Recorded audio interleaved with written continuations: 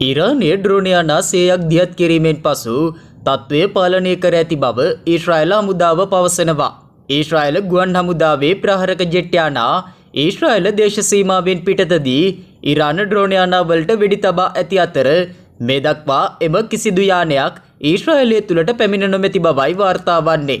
මේ අතර ඊශ්‍රායලය විසින් සිවිල් වැසියන්ට තවදුරටත් බෝම්බ වලින් ආරක්ෂිත ස්ථානවල රැඳී සිටීමට අවශ්‍ය නොවන බව පවසමින් පූර්ව ආරක්ෂක පියවර යාවත්කාලීන කර තිබෙනවා. එහෙත් පුද්ගලයක රාශිවීම සඳහා තවදුරටත් සීමා පවතින බවයි වාර්තා වන්නේ. ඩ්‍රෝන ප්‍රහාරයේ පාලනය තමන් සතු ඇති බව ඊශ්‍රායල හමුදාව පවසන අතර එම ඩ්‍රෝනයන් සියල්ලටම වෙඩි තැබූ බව ඔවුන් තවමත් තහවුරු කර නැහැ.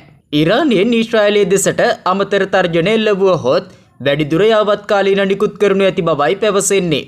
මේට අමතරව ඊශ්‍රායල හමුදාව පවසන්නේ සිකුරාදා අලුයම 3ට රට පුරා සයිරන් නාද කිරීමට හෝම් ෆ්‍රන්ට් කමාන්ඩ් බලකායේ තීරණය පදනම් වූයේ ඉරානය ඊශ්‍රායල ප්‍රහාරවලට වහාම ප්‍රතිචාර දක්වනු ඇතැයි යන තක්සේරුව මත බවයි.